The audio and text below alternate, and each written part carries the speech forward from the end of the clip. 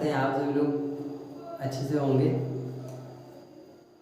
आइए, नरेशन का ये हमारा दूसरा वीडियो है। आप लोग उम्मीद करते हैं कि आप लोग हमारा पहला वीडियो ज़रूर देखे होंगे और कमेंट करना ना भूलिए। जहाँ भी आप लोगों को हमारे वीडियो बनाने में मिस्टेक लग रहा हो ज़रूर कमेंट सेक्शन में बताइए और अपना प्यार ज़रूर दीजिए हमें। ओके, गुड मॉर्निंग सभी लोगों को। आज फिर एक बार आप लोगों के सामने इंग्लिश का अगला वीडियो। हमें उम्मीद है कि पिछले वाले वीडियो से आप लोगों ने काफ़ी कुछ सीखा होगा और आगे भी प्रयास जारी है। ओके, चलते हैं। हमारा पूरा प्रयास है आप सभी लोगों को हर एक इंग्लिश ग्रामर की, इंग्लिश की हर एक जानकारी आप लोगों को मिले। ओके, चलिए आप लोग चलते हैं, पढ़ते हैं हम लोग नरेशन। पिछले दिन नरेशन का इंट्रोडक्शन हुआ था। आज से हम लोग रेगुलर जो है नरेशन की क्लास करेंगे और रोज़ाना जो है इंग्लिश नरेशन को एक अलग तरीके से हम लोग पढ़ेंगे। आज तक नरेशन आप लोगों ने पढ़ा होगा, बहुत डर सा बना रहता है। नरेशन कैसे, इतने ढेर सारे नियम होते हैं कि समझ में ही नहीं आते। तो ये डर हम निकाल कर छोड़ेंगे और आप लोगों को मेहनत करनी होगी मेरे साथ। और आप लोग ज़रूर जब हमारा नरेशन का वीडियो ख़त्म होगा, जब ऑल टॉपिक्स हम क्लियर कर लेंगे, तब आपको आभास होगा कि जो है आप लोगों को नरेशन आया है और बीच बीच में नरेशन का टेस्ट भी रहेगा। ओके, आइए शुरू करते हैं बिना विलंब के। नरेशन पिछले दिन मैंने बताया था कि नरेशन क्या चीज़ होता है। नरेशन को अगर हम लोग स्पीच कहें तो ये गलत ना होगा। स्पीच का हिंदी होता है भाषण। वक्ता द्वारा जो बात कही जाती है उसे ही हम लोग स्पीच कहते हैं, उसे ही हम लोग नरेशन कहते हैं। नरेशन एक लैटिन वर्ड का ही एक रूप है और जो नरेशन बना हुआ है ये लैटिन के नैरेट से बना हुआ है और नैरेट का मतलब होता है कोई बात कहना या सुनाना। ओके, चलिए बात करते हैं नरेशन। नरेशन को दो भागों में बांटा गया है। पहला भाग होता है, पहला प्रकार जो होता है वो होता है डायरेक्ट नरेशन। डायरेक्ट नरेशन बोल सकते हैं या डायरेक्ट स्पीच बोल सकते हैं। डायरेक्ट स्पीच क्या होता है? वक्ता द्वारा कोई बात कही जाए उसको डायरेक्ट नरेशन कहा है। किसी के द्वारा कोई भी बात कही जाए वो डायरेक्ट नरेशन होता है। इसको छोटे रूप में डीएस कहा जा सकता है। ओके, यानी कि वक्ता द्वारा कोई बात अगर कही जाए वो होगा डायरेक्ट स्पीच। ओके, और जैसे हम कहें Rohan said to Pawan, Rohan said to पवन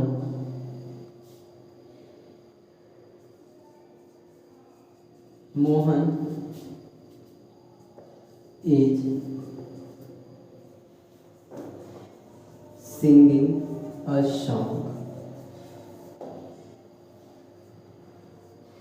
मैंने एक सेंटेंस लिख दिया कि Rohan said to Pawan Mohan is singing a song.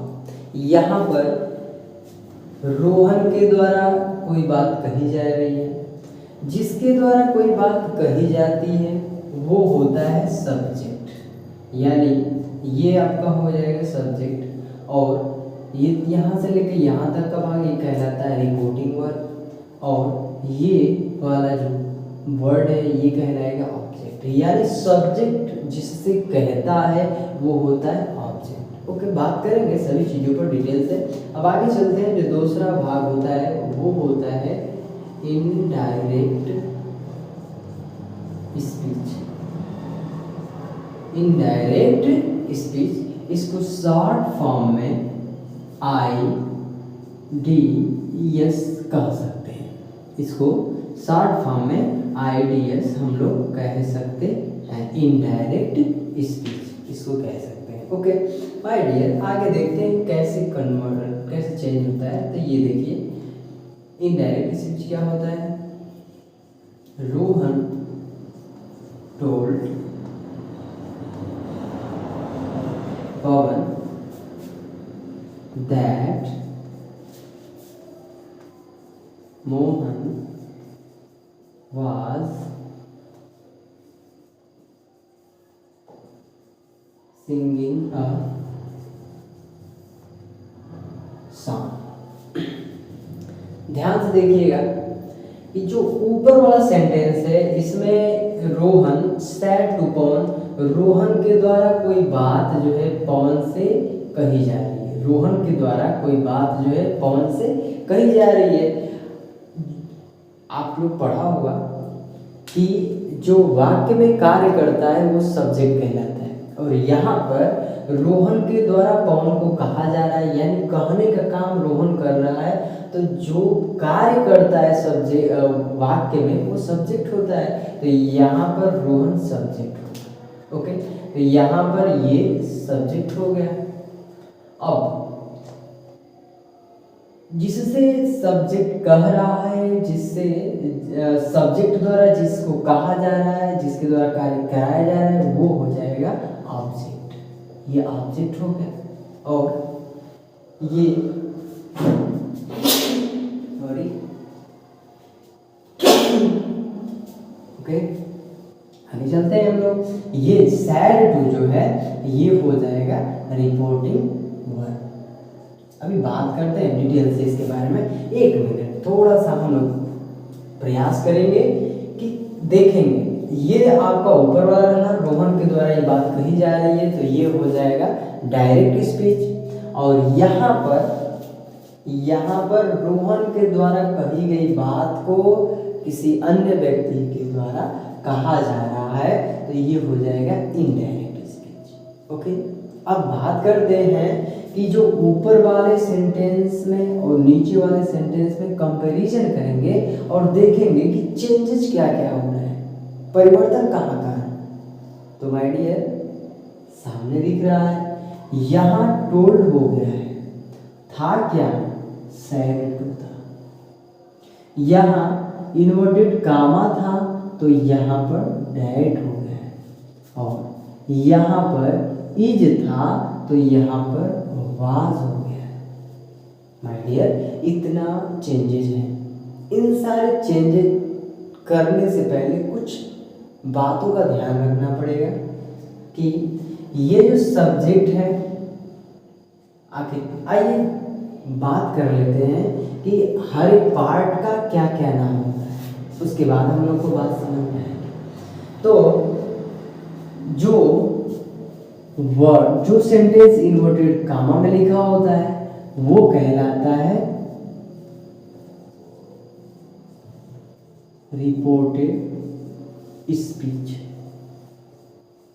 Reported speech यानी कि यहाँ से लेकर के यहाँ तक के भाग को हम लोग रिपोर्टेड स्पीच कहेंगे, और इसी को शॉर्ट फॉर्म में हम लोग RS कह सकते हैं। ओके, आगे जो इन्वर्टेड कामा से पहले का भाग होता है, ये वाला जो भाग होता है ये सब्जेक्ट कहलाता है, ये वाला जो भाग होता है ऑब्जेक्ट कहलाता है, और ये जो सैड टू है इन दोनों के बीच में ये कहलाता है रिपोर्टिंग वर्ब। इसको शॉर्ट फॉर्म में RV हम लोग कह सकते हैं। आगे नीचे देखते हैं। नीचे जो है सैड टू की जगह टोल्ड हो गया है, इधर इन्वर्टेड कामा की जगह पर डैड हो गया है, और ईच की जगह पर वाज।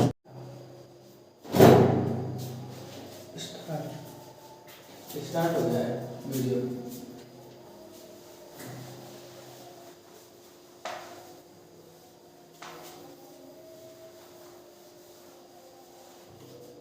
ओके फ्रेंड, आगे चलते हैं हम लोग। हम लोग को कुछ बेसिक नियम जानने की आवश्यकता है। एक सेंटेंस लिख रहे हैं, उसके बाद हर नियम को बताया जाएगा।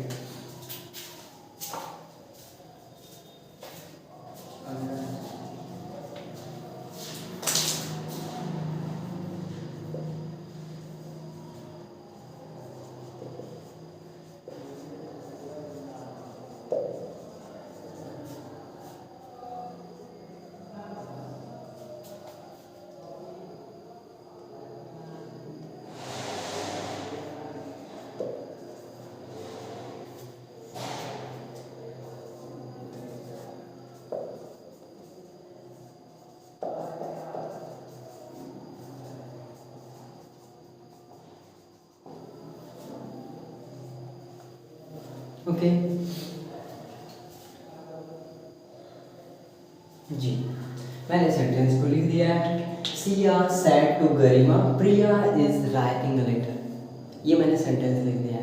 माय डियर, सबसे इम्पोर्टेंट बात ये है कि हम सबसे पहले जान जाएं कि इसमें अलग अलग पार्ट का क्या क्या नाम है, क्या क्या काम है इन सब चीज़ों का, तो हम लोगों को नरेशन बहुत अच्छे तरीके से समझ में आएगा। ओके माय डियर, आप कॉपी कलम लेके अगर बैठे हो ना, नोट कर लेंगे इन चीज़ों को। ओके आगे देखते हैं। देखो my dear, Siya said to Garima, Siya के द्वारा बात कही जा रही है, यानी सिया किससे कह रही है, गरिमा से कह रही है। और ये जो वर्ड है, ये वर्ड जो है सब्जेक्ट कहलाएगा, और ये जो वर्ड हो जाए ये ऑब्जेक्ट हो जाएगा। और इसको अभी हमने बताया ये कहलाएगा आरबी यानी रिपोर्टिंग वर्ब। ये नोटेड काम है, कंजक्शन का प्रयोग हो जाएगा। और यहाँ से लेकर यहाँ तक एक अलग सेंटेंस है, और ये सेंटेंस क्या होगा, ये सेंटेंस कहलाता है रिपोर्टेड स्पीच। इसको हम लोग शॉर्ट फॉर्म में आरएस कह सकते हैं। ओके चलिए, हम लोगों को जो है बेसिक रूल जानने की आवश्यकता है। अब बेसिक रूल क्या होता है ये चीज जानिए। ओके, पहला जो हम लोगों का नियम होगा, पहला जो रूल होगा वो ये होगा कि अगर सब्जेक्ट दे रखा हो, उसके बाद आर भी दे रखा हो, उसके बाद ऑब्जेक्ट दे रखा हो, उसके बाद आर एस दे रखा हो, उसके बाद आर एस दे रखा हो, यानी ऐसे करके हम लोग लिख सकते हैं आर एस दे रखा हो। ओके, तब क्या होगा, यानी कि ये वाला सेंटेंस जो सिया सेड टू गरिमा है, क्यों जो है यहाँ पर टोल्ड हो रहा था, ये इस नियम के द्वारा हमें पता चलेगा। ओके डियर, आगे बात करते हैं। अगर ऐसा सेंटेंस अगर आता है कि अगर सब्जेक्ट है, उसके बाद जो है आरबी है, और उस आरबी के बाद ऑब्जेक्ट दे रखा होगा, तो ये आरबी चेंज होगा। और वो आरबी किस में चेंज होगा माय डियर, देखते हैं हम लोग, यानी कि ये आर एस है। और हम लोग जब ये आपका सेंटेंस जो है, ये स्ट्रक्चर जो है, ये स्ट्रक्चर है डायरेक्ट स्पीच का, और हम आगे बताने जा रहे हैं इनडायरेक्ट का, आईडीएस बनाते समय हम लोगों को क्या करना होगा कि ऐसे लिखेंगे, और उसके बाद जो है आर बी चेंज्ड,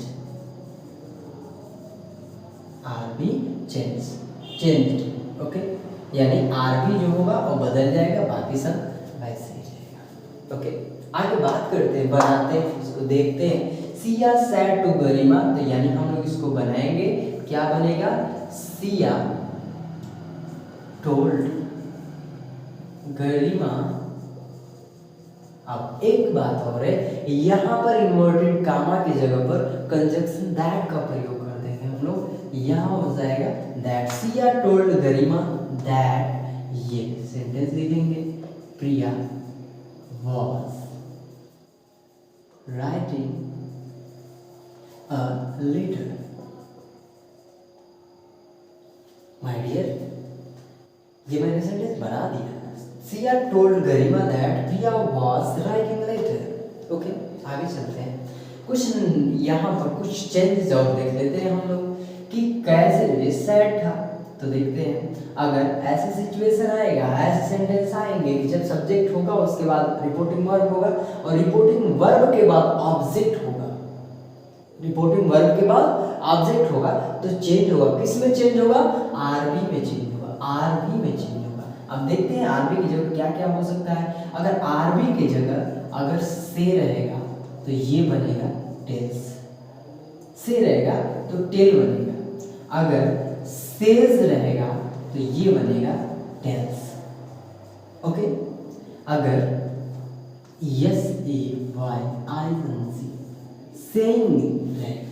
सेइंग रहेगा तो ये टेलिंग बन जाएगा। और अगर SAID सैड रहेगा तो ये बन जाएगा टोल्ड। माय डियर, हम उम्मीद करते हैं आप लोगों से कि हमारी इस बातों को आप लोग समझे होंगे। अगर ये बात अगर एक बार पढ़ने से, देखने से वीडियो अगर नहीं समझ में आ रही, 2 बार 3 बार आप देखिए, बिल्कुल समझ में आएगा। और जहाँ पर आपको ना समझ में आए ज़रूर कमेंट सेक्शन में लिख कर भेजिए कि सर हमको यहाँ नहीं समझ में आया। ओके माय डियर, आगे चलते हैं। यानी से का क्या हो जाएगा, टेल्स हो जाएगा। यानी यहाँ पर जो ये बात है इसको हम लोग जो है अगर इसकी जगह पे से रहेगा तो टेल बन देंगे, और सेज रहेगा तो टेल्स में बन देंगे, और सेइंग रहेगा तो टेल में बन देंगे, सैड रहेगा तो टोल्ड। ओके माय डियर, उम्मीद करते हैं आप लोगों को समझ में आया होगा। आज के लिए इतना ही, लेकिन उससे पहले एक सेंटेंस आप लोग अगले दिन के लिए होमवर्क के रूप में लिख लेंगे। हमने लिख रखा है Rohan said to, Rohan said to Sohan, Rohan said to Sohan, Vinay